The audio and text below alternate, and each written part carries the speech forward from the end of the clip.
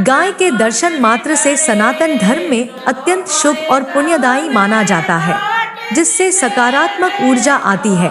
सभी देवी देवताओं के दर्शन का फल मिलता है, कष्ट दूर होते हैं और जीवन में सुख समृद्धि आती है। गाय माता को रोजाना एक रोटी जरूर खिलाएं।